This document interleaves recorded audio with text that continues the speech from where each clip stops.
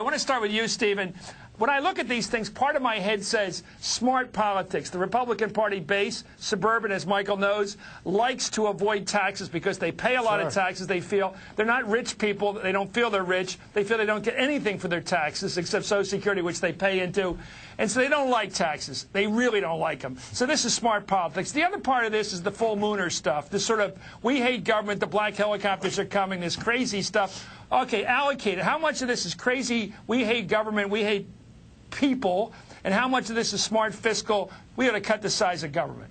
Well, you know, if you think back at the Reagan era, when the kind of Republican Revolution was really begun, Chris, remember that was started on the heels of Proposition 13 in the summer, I think, of 1978. So I've actually been to a few of these tea parties because remember, a number of them have happened already around the country, and some of them are happening later in the week. Many of them are on April 15th. The one thing that really struck me when I was at one in Wisconsin was that this really isn't something that's being driven, A, by the Republican Party, or B, by the national conservative groups. You got to give credit where credit is due on this, Chris. It really is a genuine kind of grassroots thing that just spontaneously combusted around the country. And so I think it's mainly people. And by the way, one last point. It's not so much about taxes, Chris. It's about the bailouts. People are that's what I wanted to hear. Yeah. So it's the notion that, as Rick Santelli well put out, this notion that basically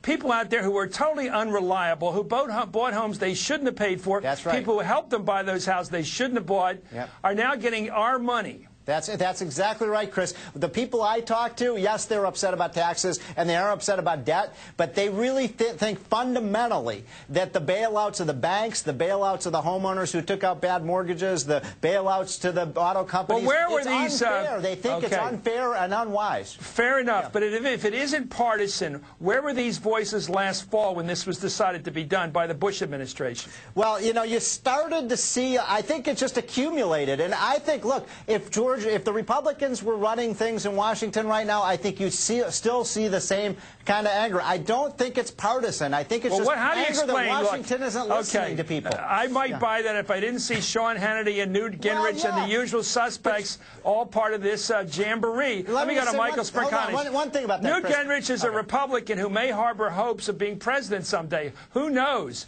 But he clearly is a partisan Republican. What's he involved? He's not a regular guy.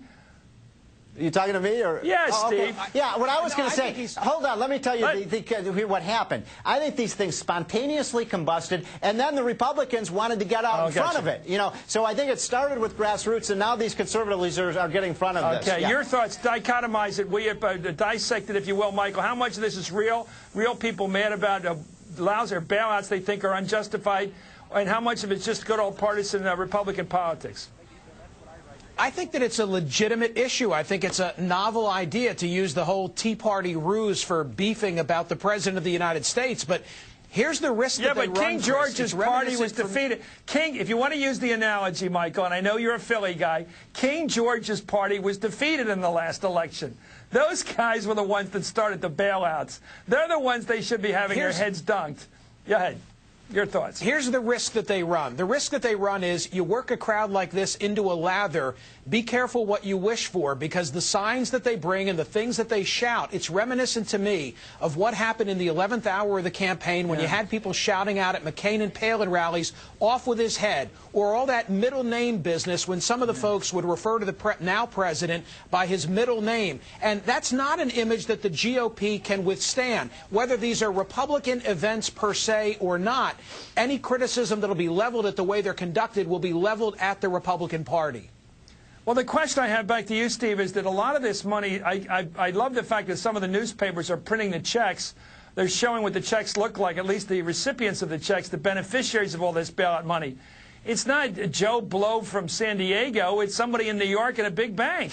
I mean, the checks are being made out to rich people. Well, that's what makes people angry, Chris. I mean, you're exactly right. I mean, look, nobody was more angry than I was when people were getting bailout, when they were getting bonuses for companies that lost billions of dollars. It adds to the sense of frustration that real people, and these are middle-class folks. These are not people who are rich in three-piece suits. And the thing I would say about this is I really think it is not partisan. partisan. I really believe, Chris, if Republicans were doing the policies the Democrats were doing, and this, you're right, this started under George Bush, there's no question about it, that people are just angry that Washington isn't listening to the little guy. So, Stephen Moore, are you personally angry that Newt Gingrich is hijacking a populist crusade? Are you willing to say that? Are you willing to go after Limbaugh and Hannity and the rest of them for being opportunists? No, say that, will you? Those are my Come friends. On, speak for the Wall Street Journal. Speak for the Journal, sir. No, but look, I mean, I think that I love Sean Hannity. I love those guys. I love Newt Gingrich. You love but them? This did not start with them. It really did start in towns across America. You love them? Well, let's watch Fox, because I think they love themselves more than you love them. Here we go. April 15, all across the country, Americans are making their voices heard. In California, Texas, Georgia, Washington, D.C., citizens are standing up, saying no to more taxes and demanding real economic solutions. April 15th, as Tea Parties sweep the nation on tax day, we're there with total, fair, and balanced network coverage. Live. What is the fate of our nation? We report. You decide. God. You know, I got to believe that Roger Ailes has the biggest tongue in his cheek when he does these ads. We report, you decide. I mean, what a balanced coverage of an anti-government rally, an anti-tax, a balanced coverage Chris, of that is so amazing. Chris, they're going to be, I'll bet you, I'll wager to you, that this week, this is the real million-man march. I mean, I think there are going to be 1 million people at these things. Hey, Michael and I agree that Michael, say this true, one of the great strengths of the Republican Party in the suburbs of big cities like Philly, and the reason it survived through thick and thin, people don't like taxes, right? Yep. Simple. Nobody likes taxes, and there's a vacuum that exists on the part of the Republicans that Fox is filling. I mean, that's really what's going on. There's no competent leadership being exerted by the GOP, and that's why they're able to step into this void. Who should run for president next time? Republican. Michael. Romney is probably the best of the lot, but he has to run as Mitt, who was governor, not Mitt, who was the recent presidential... You mean run as the real guy. Anyway, thank you for smart thinking. Real guy. Michael. My question is, you're a man of the people. Why aren't you out there at these April 15th rallies? I mean, come on. You know, you say you speak for the middle-class guys. What is this? Intramurals? Michael Smirkanis, thank you. Steve, stay in your box. Up next.